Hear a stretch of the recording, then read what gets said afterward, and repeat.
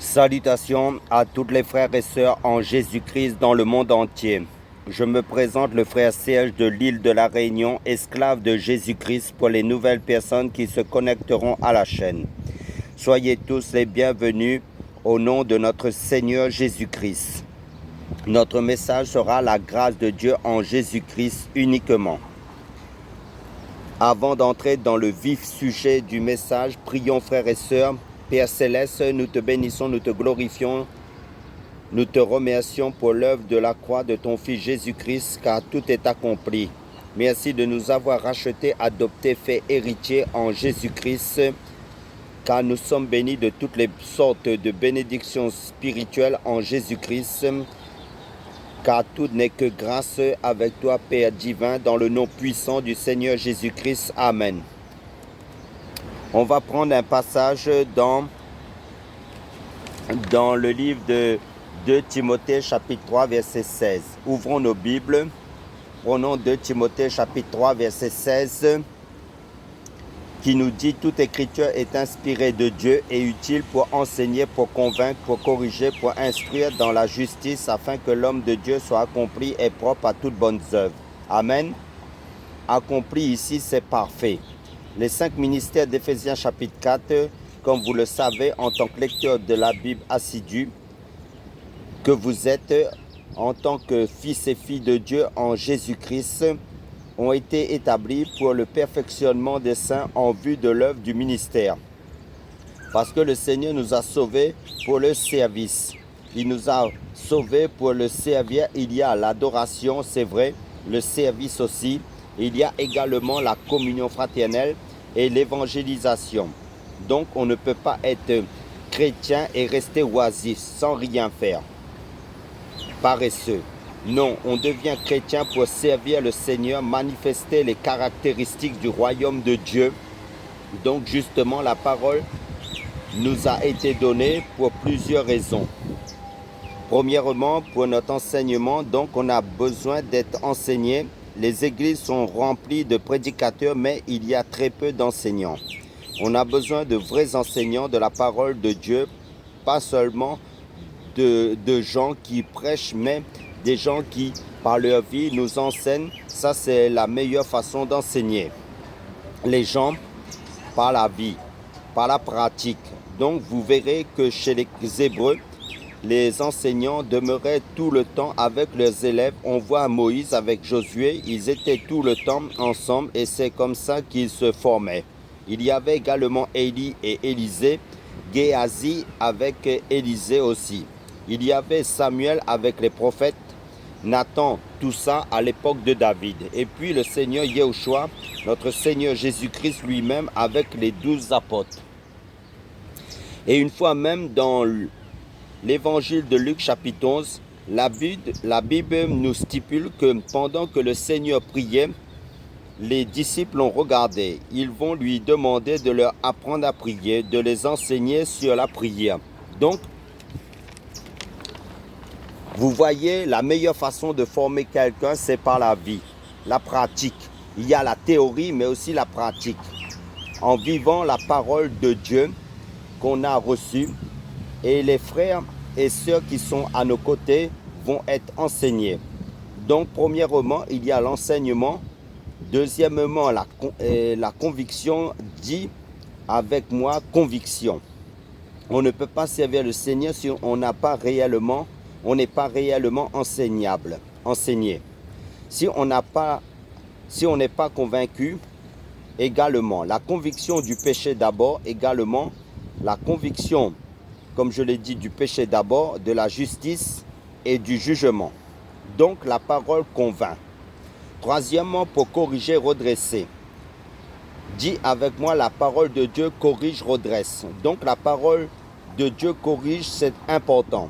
Et il faut des enseignants, il faut des frères et sœurs, des chrétiens qui sont suffisamment formés pour pouvoir corriger les frères et sœurs qui sont dans l'erreur. C'est vraiment important. Paul était quelqu'un qui avait la parole, avec la parole corrigeait les erreurs. Il a beaucoup combattu contre les hérésies, contre les fausses doctrines. Et la plupart des pères de l'Église ont combattu également contre les hérésies. Mais malheureusement, Calvin a combattu contre les hérésies, les fausses doctrines. Luther, tout ça. Mais il y a très peu aujourd'hui qui le font parce qu'on a peur de parler, on a peur de dénoncer. Alors qu'avec la parole, l'enseignement biblique, on doit être capable de pouvoir corriger. Et également pour pouvoir instruire dans la justice. Donc, s'il n'y a pas ces enseignements-là, l'homme de Dieu ne pourra pas être accompli parfait dans son appel. Il y a beaucoup de gens qui servent le Seigneur, mais ils ne sont pas enseignables. Ils ne sont pas enseignés. Il y a un manque d'enseignement criant. Il y a des gens qui ont pourtant reçu un appel authentique, mais il y a un problème d'enseignement. Alors, il y a 3 types d'enseignement. Il y a l'enseignement par Dieu. Dieu nous enseigne dans le quotidien, bien avant même notre conversion. Dès notre naissance, Dieu s'occupe de notre enseignement, de notre formation. C'est important de le savoir. Et tous les jours, les problèmes, les situations auxquelles nous sommes soumis, Dieu nous enseigne. C'est pour ça que la parole de Dieu nous dit que toute chose se concourt au bien de ceux qui aiment le Seigneur. Et ensuite, il y a l'enseignement par les hommes. Bien sûr que le Seigneur a établi les frères et sœurs. C'est important. Paul était au pied de Gamaliel. Paul a été formé par Gamaliel. Paul a eu quelques bases par Pierre, par Jacques, parce qu'après sa conversion, il est resté 2 semaines chez Céphas, c'est-à-dire Pierre. La formation par les hommes, et le Seigneur l'a dit dans Matthieu chapitre 28. Allez et faites de toutes les nations des disciples. Baptisez-les au nom du Père, du Fils et du Saint-Esprit. Et enseignez-leur à observer. Donc, l'enseignement consiste dans l'observation de la parole du Maître.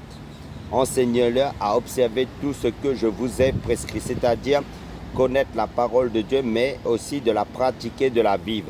Donc, l'enseignant doit être lui-même enseigné de Dieu, c'est important.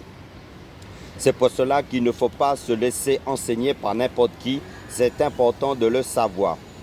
Je n'ouvre pas mon oreille à n'importe quel enseignement, à n'importe qui, à n'importe quel enseignant.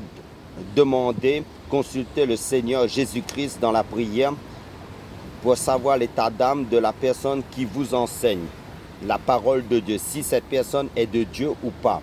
Parce que s'ils ne sont pas enseignés par le Seigneur, je risque de perdre même mon salut, le salut. Parce que l'enseignement, c'est quoi?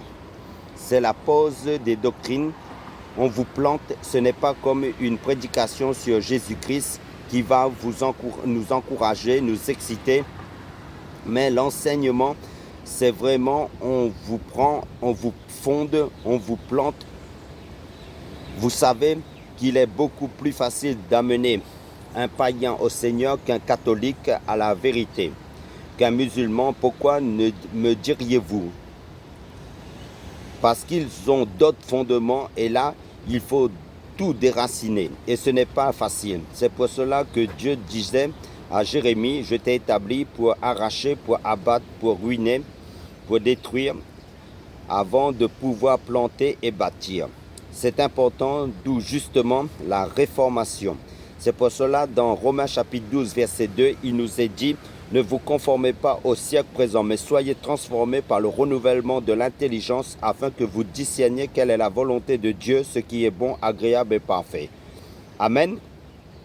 Parce que vous ne pouvez pas parler de la réformation aux païens, n'est-ce pas? Vous leur présentez l'évangile, mais les chrétiens que nous sommes religieux, la plupart d'entre nous, on a besoin d'être complètement réformés de jour en jour par le Seigneur Jésus-Christ, car le royaume de Dieu ne consiste pas en parole, mais en puissance. Donc, il faut que des choses qui ont été plantées, qui ont été mal établies en nous, formatées par l'éducation de ce monde, en nous, par l'instruction humaine, car la sagesse de ce monde est une folie pour Dieu. soit déraciné en nous de jour en jour. Et ce n'est pas toujours facile. On ne le veut pas toujours. Parce qu'on a une mauvaise conception des choses. D'abord, pour la plupart d'entre nous, nous sommes nés dans un système complètement corrompu. Le christianisme actuel d'aujourd'hui, et comme vous l'avez compris, Yahushua, notre Seigneur Jésus-Christ, n'est pas venu pour bâtir le christianisme. Ça n'existe pas dans la Bible. Il n'y a aucun verset qui le dit. Il est venu pour bâtir son ecclésia, c'est-à-dire son église, qui n'a rien à voir avec le christianisme. Donc déjà, ça, quand on arrive, si on est chrétien évangélique, baptiste, protestant, catholique, et qu'on veut véritablement servir le Seigneur et Dieu, eh bien Dieu commence par déraciner tous ces mauvais fondements dénominationnels plutôt, aussi que les hommes ont mis en place. Car dans le ciel, toutes ces étiquettes dénominationnelles des bâtiments dits en parenthèse église n'existent pas dans le ciel. C'est seulement le royaume de Dieu en Jésus-Christ. Amen, alléluia, qui est dans le ciel. Il faut être assez humble pour accepter cela. C'est important. Le christianisme actuel est un ensemble de dogmes, de traditions, de fonctionnements que les hommes ont mis en place. Le fait d'aller à l'église le dimanche, par exemple, le dimanche comme étant le jour du Seigneur. Les cathédrales, les bâtiments, le port des vêtements sacerdotaux, l'ordination, tout ça, ça n'a rien à voir avec la parole de Dieu. Juste un exemple, l'ecclésia de Yahushua, on ne peut pas la bâtir, elle est déjà bâtie. Donc seul le Saint-Esprit la dirige. Amen. Alors il faut une réformation, c'est pour cela que 2 Timothée chapitre 3 verset 16, c'est vraiment important de comprendre cette parole. Et ensuite, la formation par soi-même, dirigée par le Saint-Esprit, nous enseigne par notre enseignant par excellence. On se forme soi-même aussi en méditant la parole de Dieu par l'aide du Saint-Esprit, en faisant des recherches, on s'approfondit dans les choses de Dieu pour croître, grandir. Dans le Seigneur, on avance, de progrès en progrès. Parce que on entend souvent parler de la grâce, alors beaucoup de chrétiens ne savent pas ce que c'est la grâce. Pour beaucoup, la grâce c'est quoi? C'est une vie de licence, on fait ce que l'on veut. La grâce n'est pas ça. On va prendre un passage, Romains chapitre 5, verset 20. Or, la loi est intervenue afin que l'offense abondât. Mais où le péché a abondé, la grâce y a abondé par-dessus. C'est le péché qui va révéler la grâce. Le péché révèle la grâce. Pourquoi? Pourquoi le péché révèle-t-il la grâce? Parce que quand on parle du péché, on voit forcément le pécheur. Les pécheurs que nous sommes, et sans la grâce, le pécheur est condamné.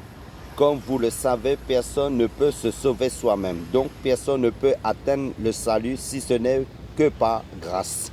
Et on nous dit qu'à cause du péché, Dieu va révéler la grâce. Dieu va manifester la grâce. Et c'est la loi qui révèle le péché. Donc la loi révèle le péché et le péché permet au Seigneur de révéler, de manifester la grâce. Car la loi a été donnée à Moïse, la grâce et la vérité sont venues par Jésus-Christ. Amen. Car la loi était comme un pédagogue, c'est-à-dire un enseignant pour nous conduire à Christ. Car la lettre aux Galates chapitre 2 verset 16 nous déclare, néanmoins sachant que ce n'est pas par les œuvres de la loi que l'homme est justifié, mais par la foi en Jésus-Christ. Nous aussi, nous avons cru en Jésus-Christ afin d'être justifiés par la foi en Christ et non par les œuvres de la loi. Parce que nul chair ne sera justifié par les œuvres de la loi. Amen. Car la grâce de Dieu source de salut pour tous les hommes a été manifestée. Elle nous enseigne à renoncer à l'impiété, aux convoitises mondaines et à vivre dans le siècle présent selon la sagesse, la justice et la piété, en attendant la bienheureuse espérance et la manifestation de la gloire du grand Dieu, de notre Sauveur Jésus-Christ. Amen. Soyez tous bénis au nom de notre Seigneur Jésus-Christ.